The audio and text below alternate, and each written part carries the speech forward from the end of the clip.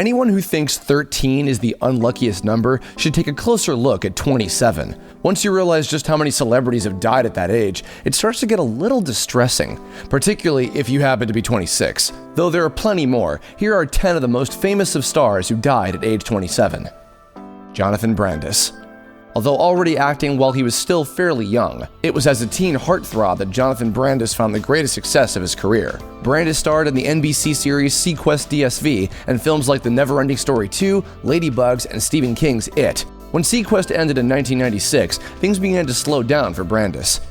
His role in the 2002 Bruce Willis film Heart's War was virtually trimmed out of existence in the film's final cut, and his 2003 pilot 111 Gramercy Park wasn't picked up. Brandis' life tragically came to an end after he hung himself on November 12, 2003. Amy Winehouse. She may have started out jazzy with her 2003 debut album Frank, but once she shifted into more soulful territory on 2006's Back to Black, Amy Winehouse became an international sensation. Winehouse's voice was a marvel, and both her look and attitude regularly led to press coverage. But she also made more than a few headlines with her intense personal relationships and her tendencies towards excess. When she died on July 23, 2011, the coroner's inquest revealed that her blood alcohol level was more than 5 times the legal limit for driving in the UK. Kurt Cobain. It would be a disservice to dismiss Kurt Cobain as just another rock star with a death wish. Cobain's contributions to music remain significant even decades after his death. Unfortunately, Cobain had demons to spare. But I was in pain. I was in pain for so long that I didn't care if I was in a band. I didn't care if I was alive, Although he found solace in music, it wasn't enough to keep those demons at bay. After skipping out of a Los Angeles rehab facility where he was attempting to kick his heroin habit, Cobain flew home to Seattle and turned a shotgun on himself, though conspiracy theorists still believe his death wasn't a simple suicide. He died on April 5, 1994, leaving his young family behind. And it wouldn't be the only death that his wife Courtney Love would have to face that year. Kristen Pfaff. It took a while for Courtney Love to convince Kristen Pfaff to become the bassist for her band Hole, but she eventually came around. Unfortunately, while in Seattle to record Hole's second studio album, Live Through This, Pfaff developed a drug habit. She entered a detox center in February of 1994, but in the wake of Kurt Cobain's death, she left both Hole and Seattle behind for good. On June 16, 1994, the day before her planned departure for Minneapolis, Pfaff was found dead in her apartment after overdosing on heroin. Jimi Hendrix.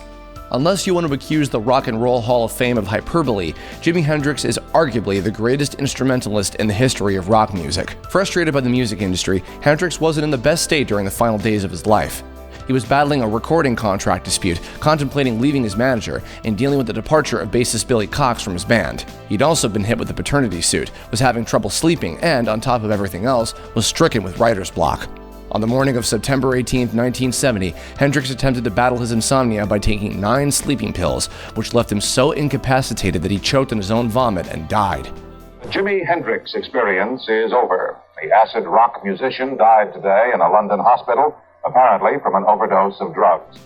16 days later, music would lose another legendary performer. Janis Joplin. Inspired by beautifully bluesy ladies like Billie Holiday, Bessie Smith, and Big Mama Thornton, Janis Joplin quickly developed a reputation for being able to furiously belt out numbers as well as any man. She could also hold her own against men when it came to partying, which became a problem. Although she blew audiences' minds at the Monterey Pop Festival, at Woodstock, and on the legendary Festival Express train tour through Canada, Joplin's alcohol and heroin habits were profound. Although efforts were made to sway her into rehab, she finally succumbed to her addictions on October 4th, 1970, dying of a heroin overdose in her hotel. Brian Jones. Everyone knows Mick Jagger and Keith Richards, but when they began, the Rolling Stones were initially steered by multi-instrumentalist Brian Jones. As the Stones began moving in a more pop-centric direction, Jones grew more frustrated, drowning his sorrows in alcohol and drugs, which led to dramatic mood swings that eventually resulted in his dismissal from the Stones. He was 2 things. He was not very nice, and he upset people very easily. He wasn't very pleasant. Although Jones was reportedly in good spirits in his last days, his bad habits did not diminish, and on July 3, 1969, he was found at the bottom of his swimming pool, with the coroner ruling it as a case of death by misadventure. Jim Morrison. Doors frontman Jim Morrison may be even more popular now than he was at the time of his death, both because of his music and because his excessive lifestyle has been richly detailed in a number of books and films.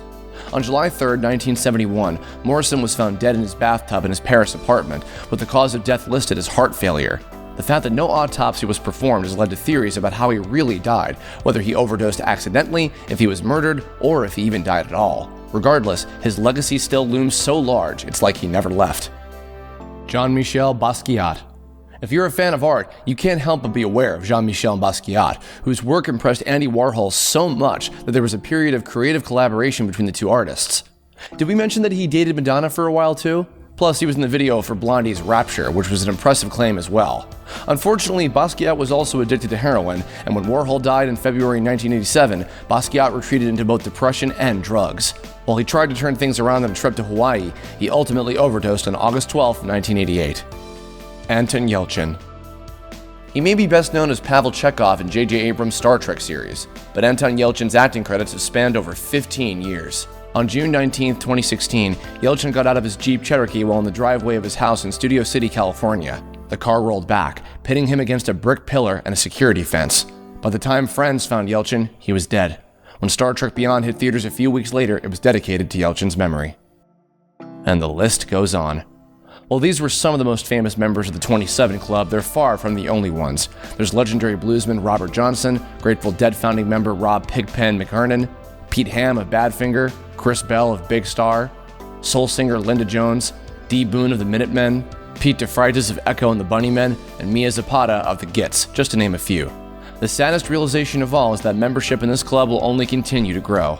All we can hope is that it won't grow too fast. Thanks for watching. Subscribe to our YouTube channel to watch more videos like the one you just saw.